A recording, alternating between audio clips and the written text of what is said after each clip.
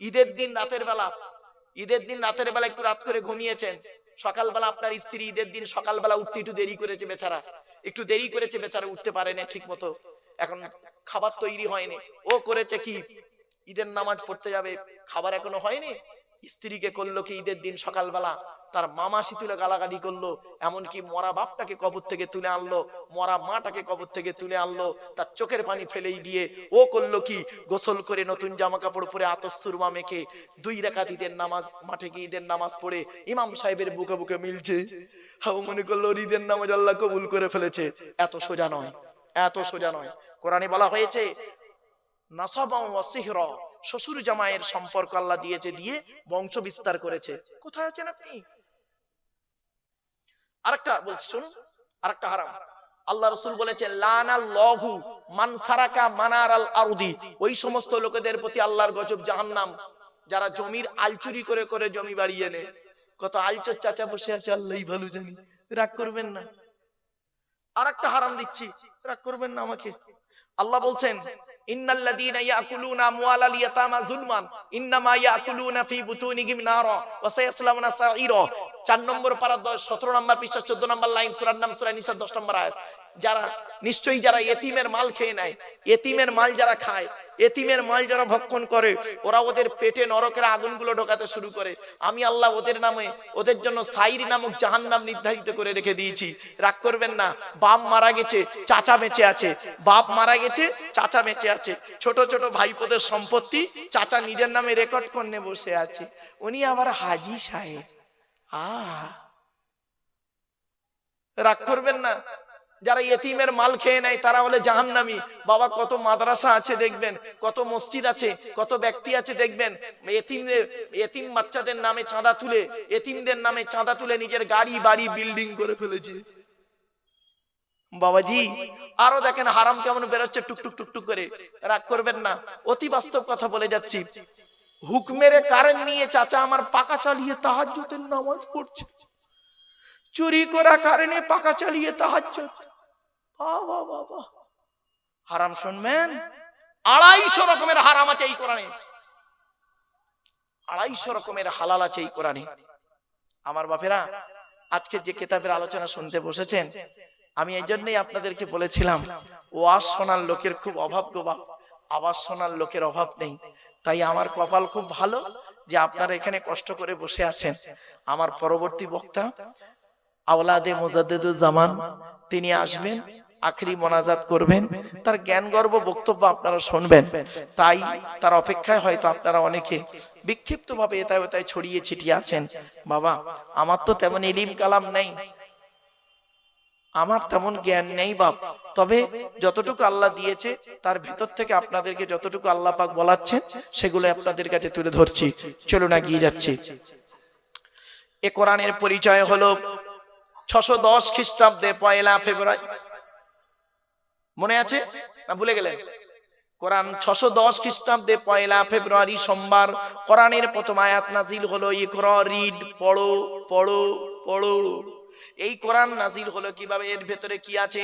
30টা পারা, 540টা রুকু, 114টা সূরা, 14 থেকে 15 খানা সাজদা, 7টা মঞ্জিল, 8 থেকে 12 খানা সাক্তা, 6666টা আয়াত, কেউ বলেছেন 6236টা আয়াত, 3,23,215টা অক্ষর। এ কোরআন 22 বছর 9 মাস 14 দিন, কম বেশি 23 বছর ধরে কোন ঘটনাকে কেন্দ্র করে, কোন ব্যক্তিকে কেন্দ্র করে, কোন বস্তুকে কেন্দ্র করে, কোন জায়গাকে কেন্দ্র করে কোরআনের আয়াতগুলো নাজিল হয়েছে।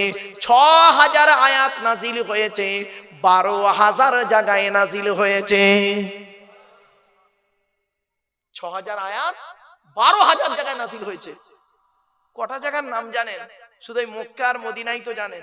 ওই সূরার প্রথমে লেখা আছে মাক্কিয়া, মক্কা, আর মাদানিয়া লেখা আছে মদিনাই মনে করলেন না বাবা, 12,000 জায়গায় নাজিল হয়েছে। এই আয়াতগুলো কাকে কেন্দ্র করে, কোথায়, কি অবস্থায়, কোন ব্যক্তিকে কেন্দ্র করে, কোন জায়গাকে কেন্দ্র করে, কোন বস্তুকে কেন্দ্র করে কোরআনের আয়াতগুলো নাজিল হয়েছে?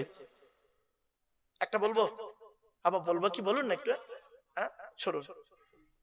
আল্লাহ নবী একদিন বসে আছেন, আল্লাহ নবী মসজিদে নববীতে বসে আছেন, সাহাবীরাও আছে। নবীর ডান দিকে বসতেন হযরত আবু বকর সিদ্দিক রাদিয়াল্লাহু তাআলা আনহু, ডান দিকে বসতেন। আর বাম দিকে বসতেন হযরত উমর ফারুক রাদিয়াল্লাহু তাআলা আনহু। আর সামনে বসতেন হযরত উসমান গনি রাদিয়াল্লাহু তাআলা আনহু, হযরত আলী কাররামাল্লাহু ওয়াজহু রাদিয়াল্লাহু তাআলা আনহু। ঠিক এই চারজন চারদিকে বসতেন। আল্লাহর নবীর ডান দিকে বাঁ দিকে যেজন সাহাবী বসতেন তারা হলেন নবীজির শ্বশুর। কি বললাম বাবা? শ্বশুর। কারণ হযরত আবু বকর সিদ্দিক রাদিয়াল্লাহু তাআলা আনহুর কন্যা আম্মা জান আয়েশাকে নবীজি বিবাহ করেছিলেন। আচ্ছা, নবীর স্ত্রীরা হলো আমাদের কে? আম্মা জান। কে বললাম বাবা? আম্মা জান। এখন প্রমাণ কি? এই কোরআনে আল্লাহ বলেছেন, আমি বলিনি, কোরআন বলছে। দেখুন 21 নম্বর পারা 17 নম্বর পৃষ্ঠা, সূরার নাম সূরা আহজাব। আল্লাহ বলছেন আন-নাবিয়্যু আউলা বিল মুমিনিন ওয়া আজওয়াজুহু উম্মাহাতুহুম। মুমিনদের কাছে সর্বোত্তম হলো নবী, আল্লাহর পরে নবী। আর ওয়াজওয়াজুহু, নবীর স্ত্রীরা হলো উম্মাহাতুহুম, তাদের মায়ের মতো। এজন্য আমরা বলি আম্মা জান আয়েশা, আম্মা জান খাদিজা, আম্মা জান হাফসা। এটা মাথায় রাখুন। চলো, তো হযরত আবু বকর সিদ্দিক রাদিয়াল্লাহু তাআলা আনহু বলেন আল্লাহর নবীর শ্বশুর। এখন একটি ছোট্ট জিনিস শিখিয়ে দিই আপনাদের। এখন নবীজি বয়সে বড় না হযরত আবু বকর সিদ্দিক রাদিয়াল্লাহু তাআলা আনহু বয়সে বড়? বলেন বলেন। আরে ভুল হোক না ভাই, আবু বকর বড় আপনাদের কাছে, তো মানে সম্মানের দিক থেকে তো নবী বড়, আমি এটা বলছি, অস্বীকার করছি না। 100% নবী বড় সম্মানের দিক থেকে। কিন্তু বয়সে, দিন রাত্রির বয়সের দিক থেকে কে বড়? আবু বকর বড় আপনাদের কাছে? না বাবা, ভুল ধারণা। শুনে নিন, আল্লাহর নবী আবু বকরের থেকে বয়সে বড়। কতদিনে? শিখে নিন। আমি বলেছিলাম না, আমার ওয়াজ শুনতে এলে একটু সময় লাগবে, বলে দিচ্ছি, সময় লাগবে, ধৈর্য লাগবে, একটু ব্রেন লাগবে। কে আবু বকর বড়? আবু বকর সিদ্দিক রাদিয়াল্লাহু তাআলা আনহু নবীর থেকে বয়সে বড়। কত দিনের বড়? শুনে নিন, 2 বছর 2 মাস 10 দিন। কত বললাম? বলুন একটু। 2 বছর 2 মাস 10 দিনের বড় হলো হযরত রাসূল করিম সাল্লাল্লাহু আলাইহি ওয়াসাল্লাম। আর 2 বছর 2 মাস 10 দিনের ছোট হলো হযরত আবু বকর সিদ্দিক রাদিয়াল্লাহু তাআলা আনহু। তাহলে দুনিয়ার দিন রাত্রির গণনা তো ছোট, আর সম্মানের দিক থেকেই তো সাহাবী আপনারা জানেন। ব্যাস, চলো। তো এবারে সব বসে আছেন মসজিদে নববীতে। মদিনার তৎকালীন সময়ের সবথেকে ধনী লোক, প্রচুর টাকার মালিক, সাহাবীটার নাম কি শুনলেন? সাহাবীটার নাম হলো হযরতে আমর জামুহ রাদিয়াল্লাহু তাআলা আনহু। কি বললাম বাবা? একটু বলেন, উচ্চারণটা করেন। আমর জামুহ, বলুন বাবা, বলুন। এই নামটা মনে রাখবেন।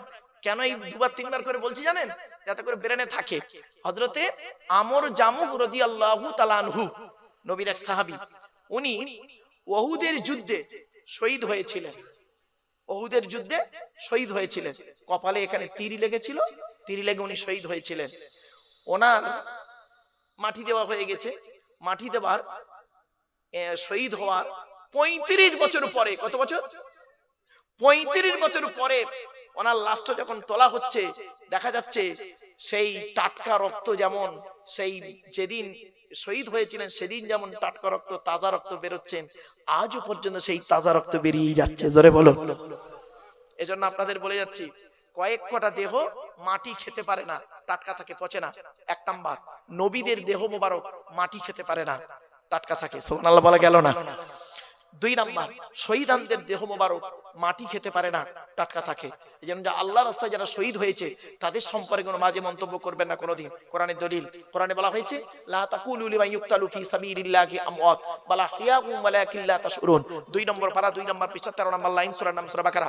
আল্লাহ বলছেন যারা আল্লাহর রাস্তায় নিজের জীবনকে বিলিয়ে দিয়েছে তাদেরকে তোমরা মৃত বলো না, বরং তারা জীবিত, তোমরা তা অনুভব করতে পারো না। তারা কবরে কি খায় কোরআন জানিয়ে দিয়েছে। 4 নম্বর পারার 11 নম্বর পৃষ্ঠা 10 নম্বর লাইন, সূরার নাম সূরা ইমরান। লা তাহসাবান্নাল্লাযীনা কুতিলু ফি সাবিলিল্লাহি আমওয়াতা বাল আহইয়াউন ইনদা রাব্বিহিম ইরযাকুন। আল্লাহ পাক বলছেন যারা আল্লাহর রাস্তায় নিজের জীবনকে বিলিয়ে দিয়েছে তাদেরকে তোমরা মৃত বলো না, মৃত বলে ধারণাও করো না, বরং তারা জীবিত, আল্লাহর তরফ থেকে খাবার প্রাপ্ত হয়। তাহলে 3 নাম্বার হলো, এই 2 নাম্বার হলো শহীদানদের দেহ মোবারক মাটি খেতে পারে না। 3 নাম্বার, মোকাম্মাল কোরআনে হাফেজের দেহ। কি বললাম বাবা? মোকাম্মাল কোরআনে হাফেজ। ওই ছেঁচড়া মার্কা হাফেজ সাহেবের কথা বলিনি বাবা, হাফেজ সাহেব হয়ে মসজিদে ইমামতি করছে, আর পাশের বাড়ির মেয়েটার প্রেগন্যান্ট করে দিল, ওই ছাড়া হাফেজ সাহেবের কথা বলিনি আমি। মোকাম্মাল কোরআনে হাফেজের দেহ মাটি খেতে পারে না। শুনে রেখে দিন, এই হাফেজ সম্পর্কে প্রশ্ন এলো। গতকালকে আমার জলসা ছিল আসামে, শোনিতপুর জেলায়। তো কটা ছেলের মাথায় আমি পাগড়ি দিলাম, তো ওরা বললো হুজুর আপনাকে এই পাগড়িটা দেওয়া হবো। তো আমি পাগড়ি দেওয়ার পরে ওই হাফেজদের সম্পর্কে কোরআন এবং হাদিসের আলোকে কথাগুলো বলেছিলাম, কয়েক কটা কথা। তো দুই একটা কথা আপনাদের বলবো বাবা, হ্যাঁ শুনে নিন। রসুল বলেছেন কিয়ামতের মাঠে হাফেজ সাহেবদের মতো শাস্তি কাউকে দেওয়া হবে না, কঠিন শাস্তি হবে ওই হাফেজ সাহেবদেরকে। যে হাফেজ সাহেবরা কি কোরআন ভুলে গেছে, কোরআন মুখস্থ করে কি করেছে, ভুলে গেছে। ভুলে কিভাবে? কোরআন তো আল্লাহর একটা নূর, কদ জাআকুম মিনাল্লাহি নূর, আপনারা কিতাবুম মুবিন। আর এই ফাআমিনু বিল্লাহি ওয়া রাসূলিহি ওয়ান নূর আল্লাযী আনজালনা, সূরা তাকাওয়াবুন। এই কোরআন হলো একটা নূর, কোরআনের অনেকগুলো নাম, তার মধ্যে একটা নাম হলো নূর। এই নূর আল্লাহ যাকে তাকে দেয় না, যাকে তাকে দেয় না। আর যাকে দেয় না তাকে আল্লাহ ভালোবাসে বলে দেয়। ইউতিল হিকমাতা মান ইয়াশা ওয়া মান ইউতাল হিকমাতা ফাকাদ উতিয়া খাইরান কাসীরা ওয়া মা ইয়াযাক্কারু ইল্লা উলুল আলবাব। 3 নম্বর পারা 4 নম্বর পেজ 14 নম্বর লাইন, সূরার নাম সূরা বাকারা। বাপেরা, এই কোরআন যার ভিতরে দেয় আল্লাহ, সে যদি কয়েক কটা কাজ করে, আল্লাহ ওই নূরটা অন্তর থেকে কেড়ে নেয়। 1 নাম্বার কি জানেন? কোন হাফেজ সাহেব যদি জেনা করে, কোন হাফেজ সাহেব যদি হারাম খাবার খায়, কোন হাফেজ সাহেব যদি পাপ কাজে লিপ্ত হয়, কোন হাফেজ সাহেব যদি কোরআন তেলাওয়াত করতে ভুলে যায়, বুঝতে পারছেন না ভাষা? যারা হাফেজ আছেন বাবা, প্রত্যেক হাফেজ সাহেব যারা ভালো হাফেজ না, প্রতিদিন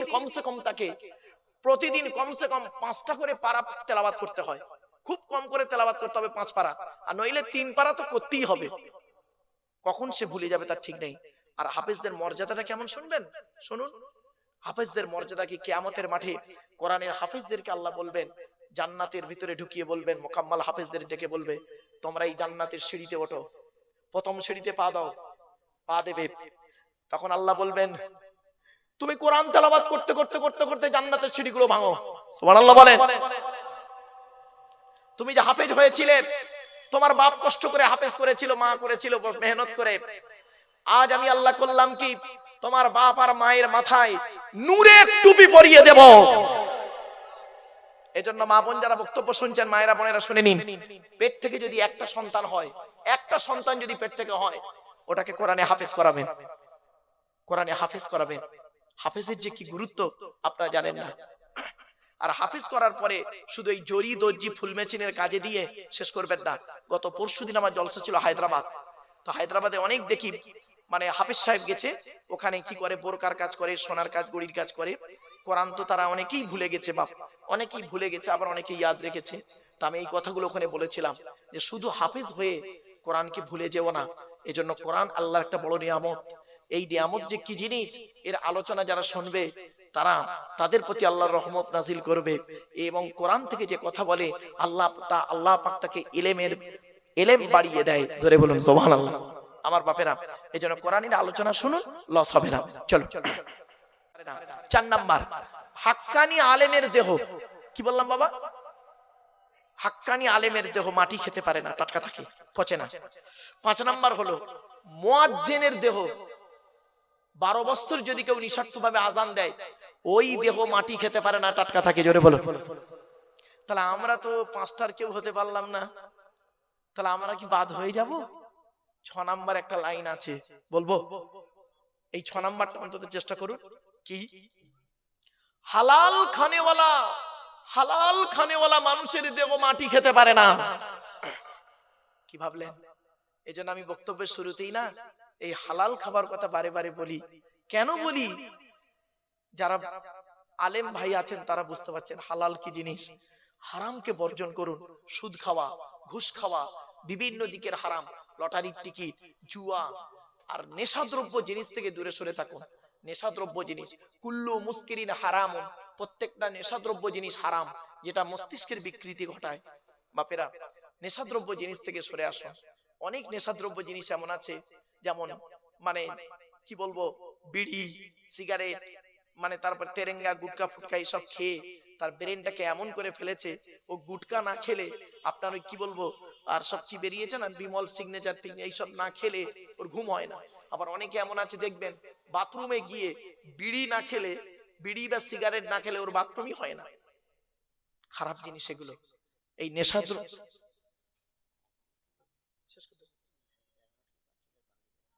আচ্ছা আচ্ছা,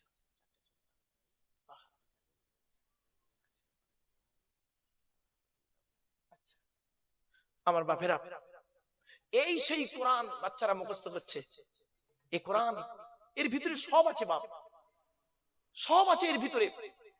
পাগড়ি দেওয়া হবে, বাচ্চারা হাফিজ কোরআন হয়েছে তাদের পাগড়ি দেওয়া হবে। আপনারা চলে আসেন বাবা, অনুরোধ করে কেউ যাবেন না, অন্তত বাচ্চাদের পাগড়ি গুলো দেখে যান। তবে এখন আপনার সংখ্যায় লোক কম হলে কি হবে মনে রাখবেন, এখানে যে ক্যামেরাগুলো দাঁড় করানো আছে না, এই ক্যামেরাগুলো আছে, আপনারা কি ভাবছেন ফালতু দাঁড় করানো আছে? এক একটা মোবাইলে কমসে কম 200 500 400 1000 লোক দেখছে, 1000 লোক। সামনে শ্রোতাই কটা বলে কিছু মনে করি না, এইগুলো এই যারা দেখছেন না দূর দূরান্ত থেকে, আমেরিকা লন্ডন সারা বিশ্ব থেকে দেখছে। এখন টেকনোলজির যুগ বাপেরা, চলো। তো এই জন্য আপনাদেরকে বলি কোরআনে হাফেজ করাবেন ছেলেকে। আর হাফেজ ছেলেদের প্রতি আল্লাহ এত রহমত দেয়, হাফেজদের ব্রেন আল্লাহ এত ভালো দেয়, মনে রাখবেন খুব জেহেন শক্তি খুব ভালো। এই জন্য যারা কোরআনে হাফিজ হয় তাদেরকে ভালোবাসবেন। ছোট হুজুর পীর কেবলা রহমাতুল্লাহ আলাইহি তার মাদ্রাসা থেকে আমি পড়াশোনা করেছি গো বাপ, আর তারই কলিজার টুকরা সন্তানের সন্তান আমার পরেই আসছেন।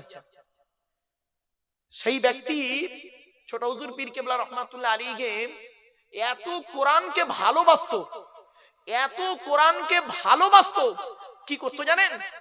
কোরআন তো তিনি পড়তেন, সঙ্গীদেরকে কোরআন পড়ার কথা বলতেন। আর শুধু তাই নয়, তিনি যত জায়গায় গিয়েছেন, যত জায়গায় গিয়েছেন, যখনই কোনো সুযোগ পেয়েছেন, যখনই কোনো সুযোগ পেয়েছেন সেখানে একটা হাফিজি মাদ্রাসা করে দিয়েছে। জোরে বলুন, কটা নেবেন? কটা নেবেন? যেখানে গিয়েছেন এত কোরআন পিপাসু ছিলেন তিনি। আল্লাহ রাসূল বলেছেন যে কোরআন থেকে কথা বলে, কোরআনকে ভালোবাসে, তার মানে আল্লাহকে ভালোবাসা। জোরে বলুন সুবহানাল্লাহ। রাসূলকে ভালোবাসা। আরে রাসূলের চরিত্র সম্পর্কে আপনাদের কি আলোচনা করব শুনে নিন। আল্লাহ রাসূল ইন্তেকাল করলেন, আল্লাহ যে হাদিসটা বলতে গিয়ে চলে গেলাম গো বাবা। হ্যাঁ, তো হযরতে আবু বকর সিদ্দিক রাদিয়াল্লাহু আনহু ডান দিকে বসে আছে, বাম দিকে হযরত ওমর ফারুক বসে আছেন। এমত অবস্থায় তৎকালীন যুগের সবথেকে বড় ধনী ছিল মদিনায়, লোকটার নাম ছিল আমর জামুহ রাদিয়াল্লাহু তাআলা আনহু। মনে আছে নামটা? উনি আসছেন। তখন হযরত আবু বকর সিদ্দিক রাদিয়াল্লাহু আনহু হুজুরকে বলছেন, ইয়া রাসূলুল্লাহ, এলাকার সবথেকে ধনী লোকটা আসছে, ওই দেখুন এলাকার সবথেকে ধনী লোকটা আসছে। নবীজি বললেন আচ্ছা ওকে আসতে দাও, ওকে আসতে দাও। এলেন, এসে সালাম করলেন, আসসালামু আলাইকুম, সালাম দিলেন, জবাব দিলেন সকলে। নবীজি বললেন বসো বসো। সাহাবীটি বসলেন। কিছুক্ষণ পরে সাহাবীটি প্রশ্ন করছে, শুনে নিন কি প্রশ্ন। তিনি বলছেন, ইয়া রাসূলুল্লাহ, আল্লাহ আমাকে অনেক অর্থ দিয়েছে, অনেক টাকার মালিক করেছে আল্লাহ। রাসূল বললেন আলহামদুলিল্লাহ, আল্লাহ যাকে চায় তাকে সম্পদ জ্ঞান দান করেন। তারপরে বলছে তুমি কি জানতে চাইছো বলো তো। তখন সাহাবীটা বলছেন, ইয়া রাসূলুল্লাহ, আল্লাহ তো আমার অনেক অর্থ দিয়েছে, যদি আপনি একটু বলে দিতেন মরণের আগে টাকা পয়সাগুলো কোথায় ব্যয় করলে আল্লাহ খুশি হতেন, তাহলে আমি মরণের আগে টাকা পয়সাগুলো সেইখানেই ব্যয় করে কবরে যেতাম। আচ্ছা, ওনার এই প্রশ্নটা ভালো না খারাপ বলুন বলুন। ব্যাস, উনি প্রশ্ন করে চুপ করে বসে আছেন, উনি প্রশ্ন করে বসে আছেন। ওনাকে কেন্দ্র করে আল্লাহ পাক কোরআনের এই আয়াতটা সঙ্গে সঙ্গে জিবরাইলকে দিয়ে নাযিল করে দিলেন। শুনুন, টাকা পয়সা কোথায় ব্যয় করবেন সর্বপ্রথম শুনে নিন। ইয়াসআলুনাকা মাযা ইউনফিকুন কুল মা আনফাকতুম মিন খায়রিন ফালিল ওয়ালিদাইনি ওয়াল আকরাবিন। 2 নম্বর পারার 12 নম্বর পৃষ্ঠা 13 নম্বর লাইন, সূরার নাম সূরা বাকারার মধ্যে আল্লাহ বলে দিলেন, নবী তোমাকে ওরা প্রশ্ন করে টাকা পয়সা কোথায় দান করলে আল্লাহ খুশি হবে, নবী তুমি বলে দাও টাকা পয়সা সর্বপ্রথম তোমরা তোমাদের বুড়ো বুড়ি বাম্মার পিছনে ব্যয় করবে, আল্লাহ খুশি হয়ে যাবে। বাপেরা, বৃদ্ধ পিতামাতার পিছনে পয়সা ব্যয় করুন। আগে ভালো ছেলে হন, পরে ভালো জামাই হবেন। আমরা না ভালো জামাই হতে পেরেছি, ভালো ছেলে হতে পারিনি। ঠিক না বেঠিক? ভালো জামাই হয়েছি, ভালো ছেলে হতে পারিনি। আগে ভালো ছেলে হন, পরে ভালো জামাই হবেন। বাড়ি থেকে ভাববেন কথাগুলো, কত গুরুত্বপূর্ণ কথা। একদিন যেদিন চলে যাব, আপনিও চলে যাবেন, সেদিন বুঝবেন। চলুন এরপরে আসছি। এই আয়াত যখন নাজিল হলো, সাহাবীরা বললেন টাকা পয়সা তো ব্যয় করতে হবে। একজন সাহাবী বললেন, ইয়া রাসূলুল্লাহ, আমি যুদ্ধের ময়দানে গিয়েছিলাম, এসে দেখছি আমার মা মারা গেছে, এখন আমি কি করব বলুন। নবীজি বললেন, শোনো, তুমি যুদ্ধের ময়দানে গিয়েছিলে, এসে দেখছো তোমার মা মারা গেছে, তুমি তোমার মায়ের জন্য দুটো কাজ করবে। এক নাম্বার, তুমি তোমার মায়ের জন্য রুহে মাগফিরাতের দোয়া চাইবে। দুই নাম্বার, তুমি তোমার মায়ের জন্য দান খয়রাত করবে। কবরে শুয়ে শুয়ে তোমার মা সওয়াব পাবে। আরেকজন সাহাবী দাঁড়িয়ে দাঁড়িয়ে বলছেন, ইয়া রাসূলুল্লাহ, ইয়া রাসূলুল্লাহ, আমার বাপ মা দুজনেই অন্ধকার নীরব নগরে চলে গেছে, এখন আমি কি করব বলুন। আল্লাহ রাসূল বললেন, মান যারা কবরা আবাওয়াইহি আও আহদিহিমা ফি কুল্লি জুমআতিন গুফিরা লাহু ওয়া কুতিবা লাহু বারাআ। নবী বলেন, জুম্মার দিনে যদি কোনো ছেলে তার বাপ আর মায়ের কবরটা একবার জিয়ারত করে, ওই ছেলের দোয়ার ওসিলায় বাপ মার কবরটাকে আল্লাহ আলোয় আলোকিত করে দেয়। বাপেরা বাড়ি থেকে ভাববেন। এই জন্য আপনাদেরকে বলেছিলাম, ছেলেদেরকে একটু লেখাপড়া শেখান, মাদ্রাসায় পড়ান। মাদ্রাসায় পড়ালে কি হয় জানেন? শুনে রাখবেন, এই ভারতবর্ষের জমিনে একজন আলেমের নাম বলুন তো, যে আলেম সত্যিকারের আলেম, সত্যিকারের যিনি হাক্কানি আলেম, তার বাম্মাকে বৃদ্ধাশ্রমে রেখে এসছে, বলতে পারবেন?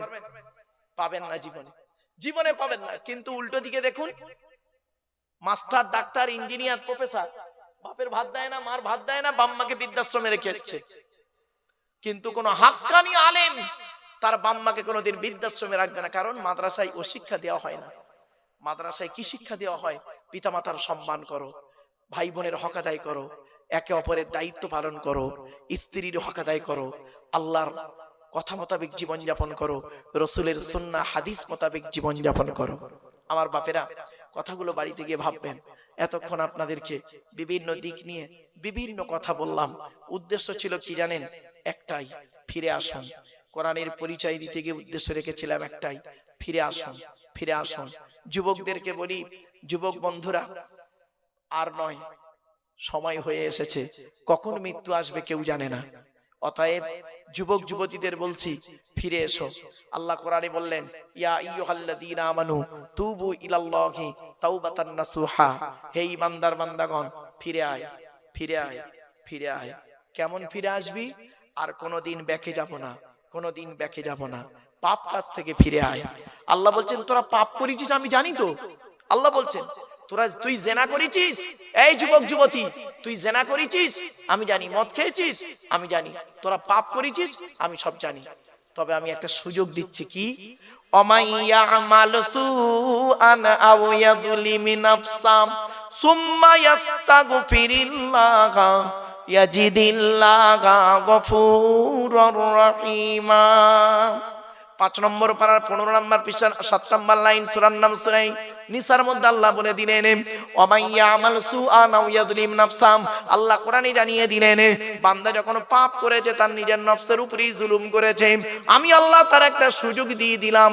সুম্মা ইস্তাগফিরিল্লাহ, তুই একবার তওবা ইস্তেগফার কর।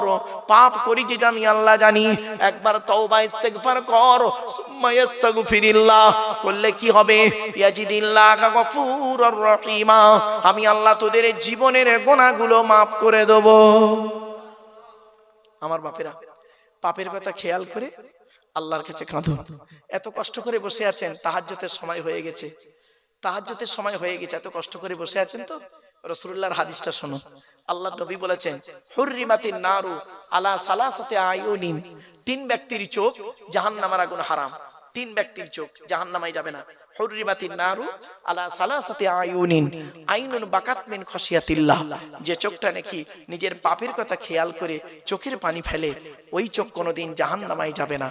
এজন্য অনুরোধ করে বলে যাচ্ছি, এখন বয়সটা হয়তো 60-70 হয়ে গেছে, কিন্তু একবার খেয়াল করুন তো, 25 বছর বয়স, 20 বছরের বয়স যখন ছিল আপনার, 20 বছর বয়স যখন আপনার ছিল, এই এলাকার কত পাপ কাজ করে লিপ্ত ছিলেন আপনি। ওই অতীতের কথা খেয়াল করে চোখের পানি ফেলুন। আইনুন বাকাত মিন খুশিয়াতিল্লাহ। 2 নাম্বার চোখটার নাম কি? আইনুন সাহারাত ফি সাবিলিল্লাহ। যে চোখটা নাকি রাত্রি জেগে জেগে আল্লাহর ইবাদতে রাতটা কাটিয়ে দেয়। জোরে বলুন। এই যে আপনি রাত্রি জেগে আছেন, কোরআনের আলোচনা শুনছেন, হাদিসের আলোচনাগুলো শুনছেন, বাড়িতে গিয়ে আমল করবেন, দেখবেন এ চোখ জাহান্নামায় যাবে না, জান্নাতে যাবে, রাসূলের ওয়াদা। 3 নাম্বার চোখটার নাম কি? আইনুন গাদ্দাত আম্মা হারিমিল্লাহ। ওই চোখটা, যে চোখটা নাকি হারাম নোংরা কাজ থেকে ফিরিয়ে আনে, নোংরা কাজ থেকে ফিরিয়ে আনে। এই যুবক ছেলে, তোমার এক বন্ধু জেনা করতে যাচ্ছে, তুমি যদি তাকে বুঝিয়ে বাজিয়ে ওই জেনার পথ থেকে ফিরিয়ে আনো। এই যুবতী মেয়ে, তোমার এক বান্ধবী জেনা করতে যাচ্ছে, পাপ করতে যাচ্ছে, তুমি যদি তাকে বুঝিয়ে বাজিয়ে ফিরিয়ে আনো, তোমার কি লাভ হবে শুনবে? তারও কি লাভ, তোমারও লাভ। কোরআন বলছে, ওয়া আম্মা মান খাফা মাকামা রাব্বিহি ওয়া নাহান নাফসা আনিল হাওয়া ফা ইন্নাল জান্নাতা হিয়াল মাওয়া। কোরআন বলছে, কোন ব্যক্তি যদি নিজের নফসটাকে খারাপ কাজ থেকে ফিরিয়ে আনেন, তার ঠিকানা হবে জান্নাত। এজন্য অনুরোধ করে বলে যাচ্ছি, আমি আপনাদেরকে বক্তব্যের শুরুতেই অনেক কথা বলেছিলাম, বুঝিয়ে বুঝিয়ে বলতে চেষ্টা করেছিলাম, কিন্তু আল্লাহই ভালো জানে কোরআন হাদিস ইজমা কিয়াসের কথাগুলি কতটা আপনাদেরকে আমি বোঝাতে পেরেছি আমি জানি না। তবে অনুরোধ করে যাচ্ছি আপনাদেরকে, কোরআন হাদিস ইজমা কিয়াস মোতাবেক জীবন যাপন করার চেষ্টা করুন। আর একটা কথা আপনাদের বলে যাচ্ছি, ছোট হুজুর পীর কেবলা রহমাতুল্লাহ আলাইহির কথা বলবো কি, শুনে নিন। তিনি যেখানেই গেছেন হাফিজি মাদ্রাসা তৈরি করেছেন, যেখানেই গেছেন। কেন? তিনি শিক্ষা পিপাসু ছিলেন, কোরআন পিপাসু মানুষ ছিলেন, যেখানেই গেছেন। এজন্য ভাবতে হয়, আল্লাহ এমনকি ইন্তেকালের আগে সন্তানদেরকে বলে গেলেন, আমি ইন্তেকাল করলে, আমি মারা গেলে আমার, আচ্ছা ছোট একটা কথা বলি, ছোট হুজুর কেবলা রহমাতুল্লাহ আলাইহি ওনার মাজারটা দাদা হুজুর কেবলার মাজারের কাছে না দূরে? কথা বলুন না, একটু বলুন। ফুরফুরে জানেন নাকি? দূরে তো। হ্যাঁ, কেন? বড় হুজুর, মেজ হুজুর, সেজ হুজুর, ন হুজুর সব দাদা হুজুর কেবলার আশপাশে, ওখানেই রয়েছে। আর ছোট হুজুর কেবলা অনেক দূরে চলে গেলেন।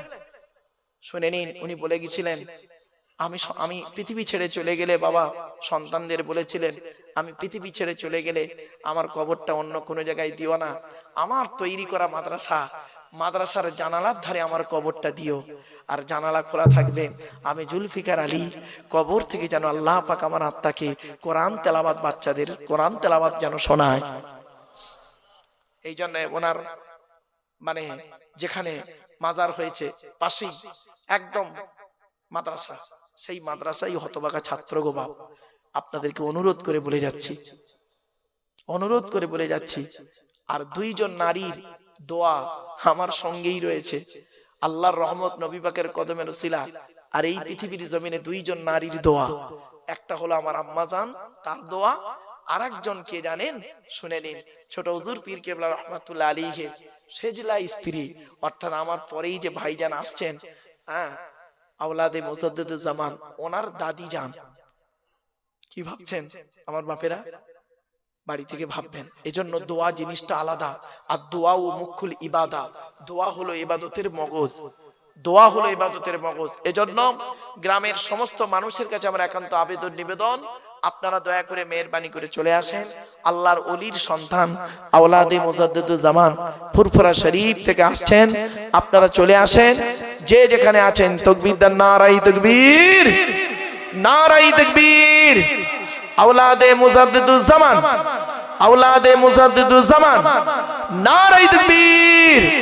আমার বাপেরা সকলে চলে আসেন।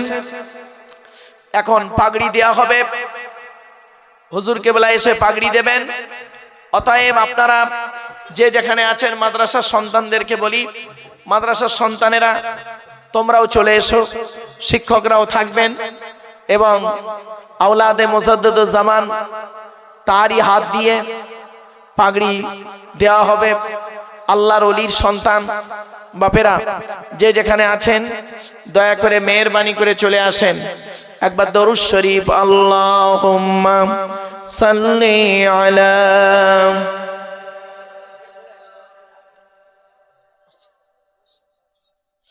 ওয়া আলা আলি সাইয়্যিদিনা মাওলানা মুহাম্মদ।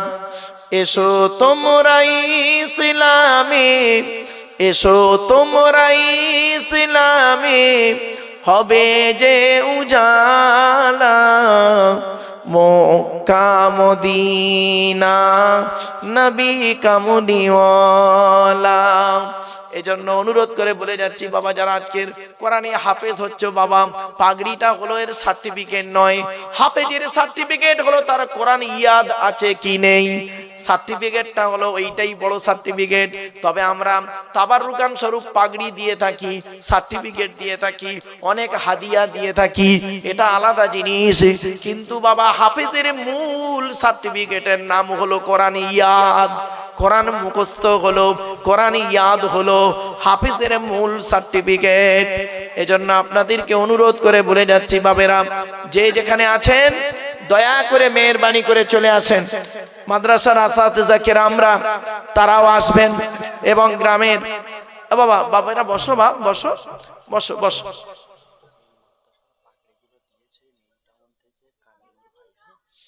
এই মাদ্রাসার পাগড়িগুলো দিয়েছেন নিউ টাউন থেকে কামিনুর ভাই, তিনি তার আত্মীয়দের জন্য, রুহে মাগফিরাতের জন্য, তিনি ব্যবসায়ী নাকি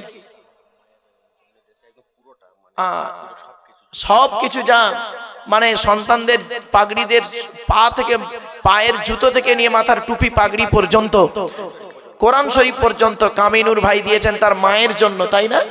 মায়ের জন্য দিয়েছে। চিন্তা করতে পারেন। আমার অনুরোধ রইল আমার ভাইরা, আপনাদেরকে আমি অনুরোধ করছি, আপনারা যে যেখানে আছেন দয়া করে মেহেরবানি করে চলে আসেন। আল্লাহ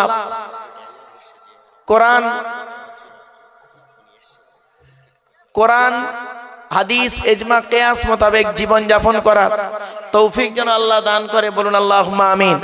তাই আপনাদেরকে আমি অনুরোধ করছি বাবা, বাইরে ছড়িয়ে ছিটিয়ে না বসে আপনারা দয়া করে মেহেরবানি করে প্যান্ডেলের ভিতরে একটু ঢুকে যান না, অনুরোধ করছি বাপ। তাবারুকের ব্যবস্থা আছে, বসিয়ে খাওয়াবেন নাকি? হ্যাঁ, তাবারুকের ব্যবস্থা আছে বাবা, বসিয়ে খাওয়ানো হবে। তাই কোরআনের আলোচনা, হাদিসের আলোচনা, ইজমা কিয়াসের আলোচনা শোনার জন্য আপনাদেরকে আহ্বান করেছিলাম বাপ। তো যেগুলো এসেছেন আলহামদুলিল্লাহ। মা বোনেদেরকে বলি, মায়েরা বোনেরা আপনারা কয়েক কটা কাজ করবেন। 1 নাম্বার স্বামীর সেবা করবেন, স্বামীকে কোনোদিন কষ্ট দেবেন না। 2 নাম্বার হলো স্বামীর পরিবারের সঙ্গে ভালো আচরণ করবেন। 3 নাম্বার হলো নিজের সতীত্বকে বজায় রাখবেন।